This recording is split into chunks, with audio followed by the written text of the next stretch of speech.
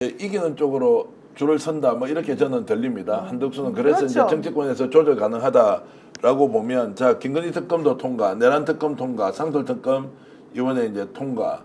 자 이렇게 이제 되고 그러면은 윤석열의 긴급 체포 구속은 더 빨라질 가능성이 높다. 전 오늘 내일간에도 가능하지 않을까. 내일 오늘 내간에도 긴급 저는 체포를 시도할 수 있다. 그런 생각을 했고요. 예. 그다음에 저는 사실 친윤이 됐습니다. 친박이 친윤이 네, 됐다. 왜냐하면은 그 근본적인 구성원들을 보면은 뭐 권영세 의원이라든지 뭐 김재원 여러 이제 지금 뭐 윤상희한테 누나 했다는 그 분들이 이제 친윤이 됐다는 것은 사실 윤석열의 권력을 맹종을 하는 사람들이지 그 사람들이 진짜 윤석열을 지지를 하는 분들이 아니에요. 예. 그러니까 그래서 저는 사실 그 내란 수괴라는 그 역사적인 범죄지 않습니까? 그러기 때문에 수사가 진행될수록 윤석열이 끝까지 싸우겠다라는 그 시간도 사실은 그렇게 길지 않다고 생각합니다. 네. 왜냐하면은 저는 헌법재판소가 특히나 이번 어떤 탄핵 소추 과정에서 이 어떤 그 법적인 판단을 하는 범위를 굉장히 좁혀놨기 때문에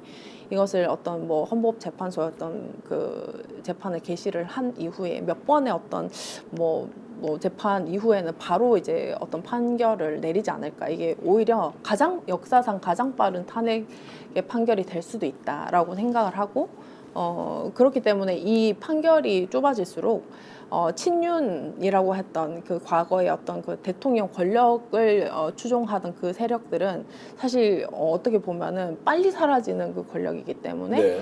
친윤이라고 하는 게 어떻게 보면은 사실 허상일 수 있다. 네. 그런 점을 이제 간파를 하고 그 다음을 봐야 된다라고 생각을 해요. 헌재가 내년 4월 달에 문영배 지금 현재 있는 그 직무대행이죠. 예. 직무대행, 소장 직무대행 그분하고 다른 분하고 2명이 이제 임기가 만료가 돼요. 네. 그 전에 헌재에서 결정이 나와야 돼요. 근데 이거는 박근혜 때는 90일 정도에 이제 결정이 났는데 그때보다 훨씬 더 간단해요. 왜냐하면 내란 수계 하나만 가지고도 할 수 있고 그래서 사실은 빨리 이제 헌재는 빨리 하려고 생각할 거예요. 그런데 윤석열 대통령 측의 변호인단들은 증인 신청 막 해가면서 절대 안 된다 해가지고 계속 늦출 거예요. 그래서 그 기싸움에서 누가 이기냐가 이제 첫 번째 중요한 것이고 그 다음에 지난번에 여러분들이 또 잊어버리고 있는 것 중에 하나가 국회에서 민주당 주도로 뭐가 통과됐냐면 긴급체포 빨리 해달라 8명에 대해서 네. 이게 그때 통과가 됐어요. 그 중에 한 명이 윤석열이에요. 네. 첫 번째.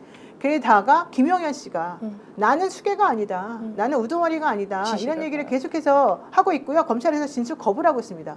우리가 처음에 김용현 씨를 지금도 못 믿지만 김용현 씨 주장은 윤석열 씨랑 같이 합의를 해가지고 먼저 검찰에 자수해서 들어갔을 것이다. 네. 스스로. 그래서 결국에는 검찰이 돌봐줄 거라고 생각했을 것이다. 그랬는데 어젯밤부터 자기는 수괴가 아니다 이런 얘기를 계속 주장을 하면서 대통령하고 손절하는 그런 모습을 보였단 말이죠. 그 얘기는 무슨 얘기냐면 나는 중요 임무 종사자는 내가 오케이 하지만 우두머리가 있는데 왜 걔는 안 잡아들이고 나만 잡아들이니 이 얘기란 말이에요. 그리고 나 이제 검찰 못 믿어 이런 얘기 지금 나왔거든요. 결론적으로 이렇게 되면은 긴급체포라고 하는 거를 공수처하고 경찰 특수본에서 지금 둘 다 만지작거리면서 신병 빨리 확보하는 게 최고다 네. 생각하고 있기 때문에 법원에 영장을 청구할 수 있는 능력이 있는 데가 공수처잖아요. 네. 경찰은 그동안에 검찰 때문에 못했지만 그때 두 기관이 합동하기로 했잖아요. 합동해서 수사하기로. 그러면 이번에는 두 기관이 합동해가지고 법원에다 영장 청구하면 법원도 아니 지난번에 그 대법원장도 체포 명단에 들어가 있고 그다음에 권순일 대법관도 들어가 있고 김영수 대법원장도 들어가 있고 이번에 그 김동현 부장판사 이름까지 있다는데 이렇게 우리를 농락하는 이걸 놔둬야 되겠어? 라고 생각할 게 뻔하잖아요. 그러면 어느 정도 협조가 될 거라고 저는 보고 네. 그래서 실제 현실적으로 가능할지 안 가능할지 몰라요. 왜냐하면 직무가 정지됐다 하더라도 경호처 사람들은 살아있기 때문에 그럼에도 불구하고 긴급체포나 구속을 시도할 가능성은 매우 높다고 봅니다. 자, 그래서 이제 윤석열 대통령의 신병이 어느 쪽에서 확보되는가도 관심이고요. 지금 조금 전에 들어온 속보 하나 전해드리겠습니다. 탄핵소추 의결서가 헌법재판소에 제출이 됐고 문영배 헌법재판소장 권한대행은 신속 공정한 재판을 하겠다. 저기서 이제 주목해야 할 단어는 바로 신속이라는 단어인데요. 이제 간단하고 그리고 지금까지 나와 있는 증거가 워낙 많이 있기 때문에 결정하는데도 크게 어렵지 않을 것이다. 법리 논쟁은 크지 않을 것이다라고 일반적으로 이제 예측을 하고 있는데 이제 이렇게 되면은 윤석열이 만약에 구속이 되지 않습니까?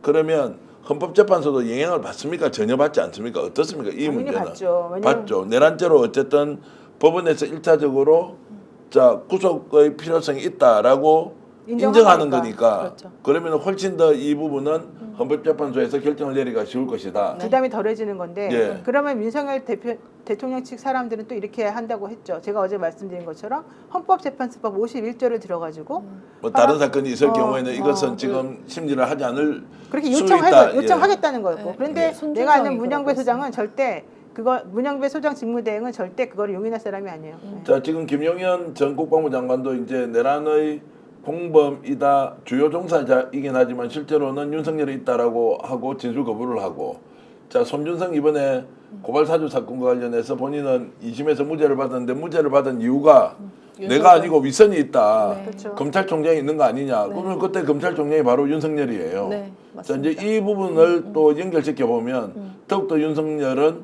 물론 이 사건과 별개이지만 네.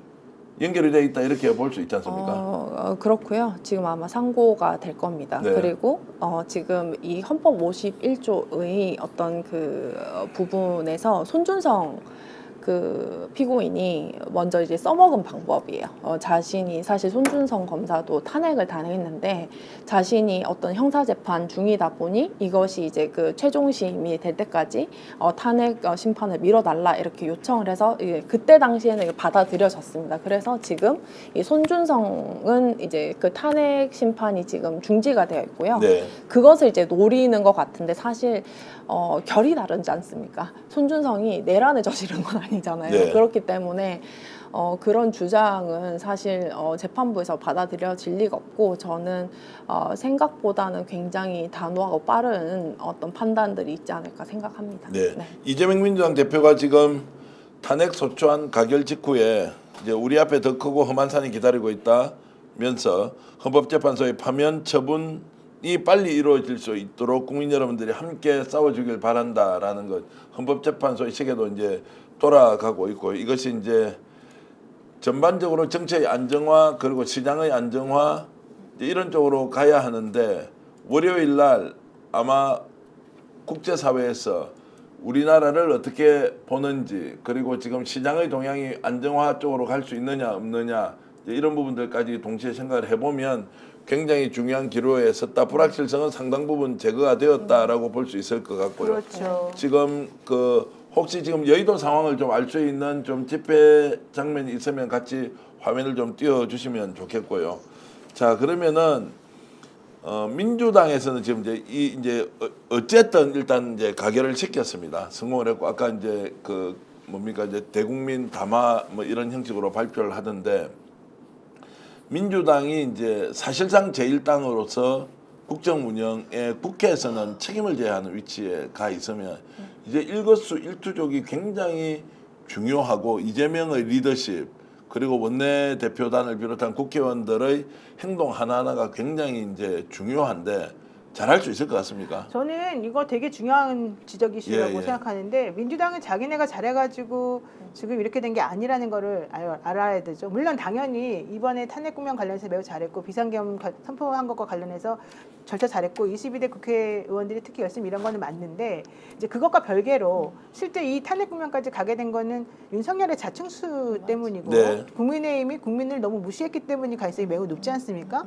이런 상황에서 내가 이재명이 대통령 되는 꼴은 못 보겠다. 이재명에게 정권을 갖다 바치란 말이냐 이런 말까지 좀 공공연하게 나오면서 그들이 결집을 하기 시작하는 이 상황에서 만약에 민주당이 조금 허술하게 생각한다거나 뭔가 다 된 것처럼 생각한다거나 이렇게 하면 정말 다시 또 국민들이 민당에 대해서도 철퇴를 내리겠죠. 그러니까 저는 그런 것들을 민주당 의원들 누구보다 더 잘 알고 있다고 생각합니다. 네. 스픽스가 말하는 언론입니다. 대세는 유튜브, 그중에서 스픽스.